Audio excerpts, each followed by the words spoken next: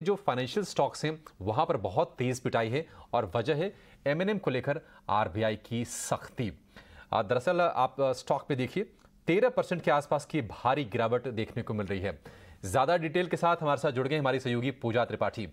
पूजा, RBI का हथौड़ा और स्टॉक में देखिए बहुत ही तेज गिरावट, ये बताइए कि बाकी डिटेल्स इसके क्या हैं और इसके फाइनेंशियल्स क्या कह रहे हैं, इसकी सेहत कैसी है अगर हम कंपनी की बात करें तो।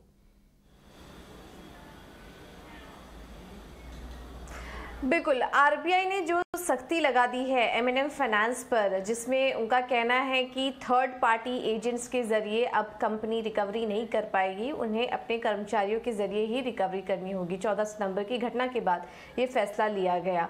अब होगा ये, हमारी हाल फिलहाल में जब भी मैनेजमेंट के साथ इंटरेक्शन भी हुआ था, कोविड के बाद उनके कलेक्शन में काफ़ी ज़्यादा प्रॉब्लम भी आई थी। एक आपको एक आंकड़ा दिखाएं, FY22 में उनके जो कलेक्शन एफिशिएंसी के ट्रेंड हैं, अगर वो दिखाएं तो FY22 में देखिए जो ट्रेंड था वो काफ़ी कमज़ोर था इनके कलेक्शन ट्रेंड का। अप्रैल में 72%, मई में 67% का कलेक्शन देखने को मिला कलेक्शन रेशियो, जून में 80%, मतलब FY22 में कुल मिलाकर 80% इनका कलेक्शन एफिशिएंसी रेशियो था।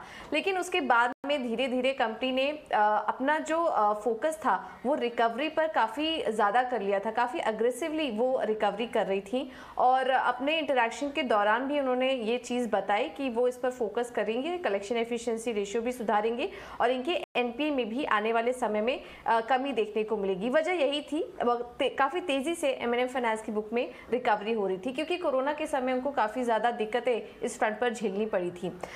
और हमने आंकड़े भी देखे, Q1 में काफ़ी ज़्यादा सुधार आया। जून महीने में देखिए 96% कलेक्शन एफिशिएंसी का ट्रेंड था, Q1 में ये आंकड़ा बढ़कर 94% आया। धीरे धीरे करके हमने इनके एनपीए ट्रेंड में भी सुधार देखा। लेकिन अब ये जो फैसला निकल कर आया है, अब हम देखेंगे कि यहाँ पर एक धीमापन आ सकता है एनपीए ट्रेंड को, एनपीए में सुधार को लेकर। बैंक जिस तरह से कंपनी जिस तरह से अग्रेसिव हो रही थी, रिकवरी पर जिस तरह से कंपनी बहुत ज़्यादा फोकस कर रही थी, वहाँ पर थोड़ा धीमापन आ सकता है और इतनी तेज़ी से अब रिकवरी और कलेक्शन एमएनएम फाइनेंस ना कर पाए अगर थर्ड पार्टी एजेंट्स बीच में से गायब हो जाते हैं। तो इस वजह से हम देख रहे हैं आरबीआई की जो सख्ती आई है एक कंपनी पर, हो सकता है बाकी कंपनी भी आरबीआई के रडार पर ना आए, लेकिन अपनी तरफ से इस तरह के कदम उठा सकती हैं। एक कॉशियस वे में सारे बाकी एनबीएफसीज भी कदम उठा सकती हैं। इस वजह से हम देख रहे हैं कि एमएनएम फाइनेंस के साथ साथ बाकी कंपनी जो एनबीएफसीज हैं उनके भी स्टॉक में आज गिरावट देखने को मिल रही है, क्योंकि आने वाले समय में ये भी माना जा रहा है इस कदम के बाद कि उनके रिकवरी और कलेक्शन में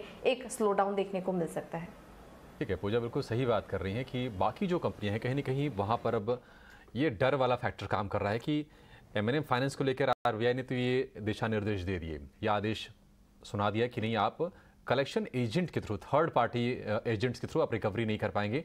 लेकिन बाकी कंपनियां भी जो इनके भरोसे हैं कलेक्शन के लिए, वहाँ कहीं ना कहीं डर है। और डेटा जो ये कह रहे हैं कि कंपनी ने जो फोकस किया है अपने कलेक्शंस पे, तो रेशियो बहुत अच्छे से सुधरे हैं FY22 के मुकाबले। अगर आप देखेंगे FY23 में, हालांकि थोड़ा सा कोविड का इम्पैक्ट भी था, थोड़ा सा कंपनीज भी रिलैक्सेशन दे रही थी, लोगों को मोहलत दे रही थी और वो रेशियो सुधरते हुए दिखे हैं FY23 की अगर हम बात करें पूरे कलेक्शन की तो।